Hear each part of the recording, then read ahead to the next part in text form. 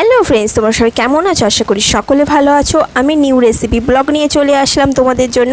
আজকে আমি আলু দিয়ে তোমাদের দারুণ টেস্ট একদম মুচমুচে খাস্তার মতন চপ করে দেখাবো। তো চলো আলু আমি কেটে নিই। এর চেয়েও বড় সাইজের আপনারা নিতে পারেন বা এর চেয়েও ছোটো নিতে পারেন, যে যেমন পারবেন নিতে পারবেন। আর আমি এখানে বটি দিয়ে কেটে নিচ্ছি। তো দেখেই নিন, বটি দিয়ে আমি আপনারা পারলেন পাতলাও কাটতে পারেন, খুব ফাইন করে একদম পাতলা কাটতে পারেন, এরকম মিডিয়ামও কাটতে পারেন, আর একটু মোটাও কাটতে পারেন। আলু হিসাবে গলতে দেরি হবে বা তাড়াতাড়ি হয়ে যাবে এরকম হয়। মোটা হলে একটু দেরি হবে, পাতলা হলে তাড়াতাড়ি হয়ে যাবে। তো এরকম হলেই ভালো, খেতেও টেস্টি হবে, আলুর ফ্লেভারটাও হালকা আসবে, আর বাইরের কোটটাও ওটাও মিডিয়াম থাকবে। তো দুই দিকের ফ্লেভারটা খুব সুন্দর আসবে এরকম কাটলে। ভিডিওতে মোবাইলে লাইটটা জ্বালিয়ে শ্যুট করা হয়। আলুর যখন ফার্স্ট পিস করা হয় বা লাস্ট পিস যখন করা হয়, যখন ছোটো ছোটোগুলো থাকে সেগুলো আপনারা বাদ দিতে পারেন। আমি বাদ দিইনি, বাড়ি খাওয়ার জন্য আমি সবই নিয়ে নিয়েছি। আপনারা পারলেন বাদ দিতে পারেন, অসুবিধা কিছুই নেই, বড় বড় পিসগুলো নিতে পারেন। আমি এখানে পরিমাণ মতো নুন দিয়ে নিচ্ছি। আমি ভালো করে নুনগুলো মাখিয়ে নেওয়ার পরে আমি আলুটা ছেঁকে নেব। আপনারা বাড়িতে যদি বাচ্চা না থাকেন, এর মধ্যে হালকা লঙ্কার গুঁড়ো অ্যাড করতে পারেন। নুন মাখানোর পরে হালকা হালকা লঙ্কা গুঁড়ো মাখিয়ে নিতে পারেন। বা যদি আপনারা ঝাল পছন্দ করেন তাহলে আমি একটা করে সবগুলোর গায়ে নুন মাখিয়ে নিয়েছি, যাতে সবগুলোর মধ্যে নুন লাগে সেই জন্য। তো আমি এবারে ভালো করে ছেঁকে আমি তুলে নেবো আলাদা পাত্রে, কারণ আমাদের নুন মাখানো হয়েছে, এর মধ্যে জল কাটতে থাকবে। সেজন্য আমাদের ভাজার সময়ও জলটা ভালো করে ঝরিয়ে নিয়ে আলু থেকে তারপরে বেসমের মধ্যে দেবে, তারপরে বেসমের কোটটা লাগাবেন। হালকা করে একটু হাত দিয়ে ঝেড়ে নিলেই হবে। এখানে আমি খাওয়া অ্যারোরুট পাউডার নেবো অল্প পরিমাণে। আপনারা থাকলে, আপনাদের বাড়িতে থাকলে নিতে পারেন, নাহলে স্কিপ করতে পারেন। এখানে আর আমি চালের গুঁড়ো অ্যাড করব, চালের গুঁড়ি। তো আপনারা চালের গুঁড়ি অবশ্যই নেবেন, বেসম আর চালের গুঁড়িটা অবশ্যই নেবেন। যদি অ্যারোরুট পাউডার থাকে আর নেবেন, আর না থাকলে স্কিপ করতে পারেন। লাস্টে যে সাদা গুঁড়িটা দিলাম ওটা হচ্ছে চালের গুঁড়ি, আর এটা হচ্ছে বেকিং সোডা। এর কেমন পরিমাণে দিয়েছি সেটা বুঝতে পারলেন। অল্প পরিমাণে বেকিং সোডা দেবেন, অবশ্যই বেকিং সোডাটা লাগবে। আর এটা হচ্ছে বেকিং পাউডার, এইটা এই পরিমাণে দিয়েছি সেটাও দেখে নিন, একটু বেশি দিয়েছি এটা। তো এটা না থাকলেও নাও দিতে পারেন। বেকিং সোডাটা অবশ্যই দেবেন।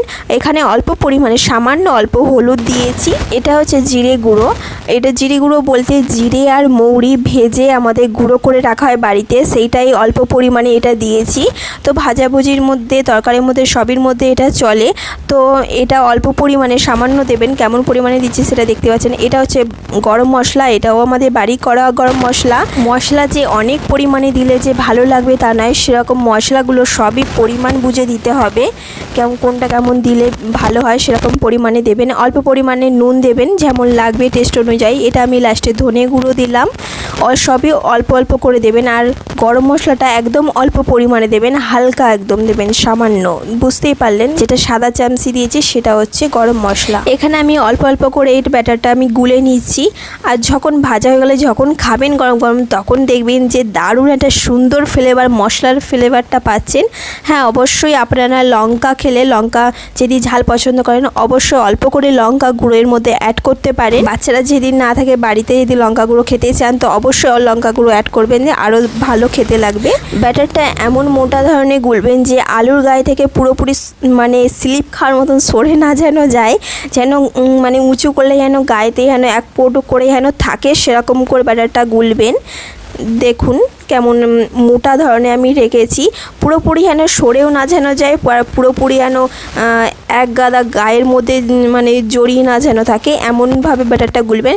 যদি খুব মোটা হয়ে যায়, অল্প সামান্য এক চামচি মতন জল দিয়ে একটু গুলে নেবেন, দিয়ে আপনাদের ব্যাটার একদম পুরোপুরি ঠিক কমপ্লিট হয়ে যাবে। তো দেখতেই পাচ্ছিলাম ব্যাটারটা কমপ্লিট হয়ে গেছে। আমার যদি লাস্টে মনে হয় যে খুব গাঢ় হয়ে গেছে, তো আমি একটুকুনিও জল দিতে পারেন। যেখানে আমি রান্না করি সেখানে মোবাইল রাখার জায়গা নেই, সেই জন্যে আমি আপনাদের সাথে পুরোপুরি সবটা শেয়ার করতে পারি না। আশা করি আগামী দিনে আমি শেয়ার সবই আপনাদের সাথে করব, আপনাদের ভালোবাসা ও সাপোর্ট থাকলে। একদম মুচমুচে মশলা আলুর চপ আমাদের কমপ্লিট হয়ে গেছে।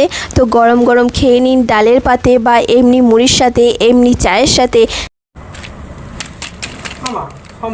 যাতে পারবে তাতে খেয়ে নিন, দারুণ খেতে লাগবে এই মুচমুচে মশলা আলুর চপ। এই লাস্টের ভিডিওটা আমি ব্যাকগ্রাউন্ডে রিয়েল আওয়াজটা আমি দিতে পারিনি, কারণ প্রচণ্ড আওয়াজ হচ্ছিল পিছনে, তো সেই জন্য এই রিয়েল আওয়াজটা আমি দিতে পারিনি।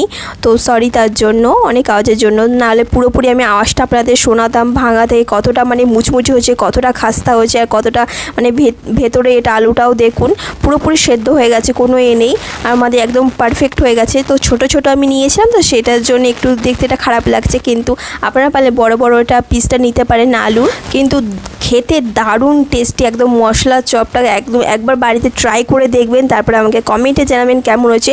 তো দেখতেই পাচ্ছেন আমি ভাঙছি, একদম ভুসভুস করে ভেঙেও যাচ্ছে আর ফুলেওছে, বুঝতেই পাচ্ছেন। সাথে থাকবেন এখনও মতন, টাটা।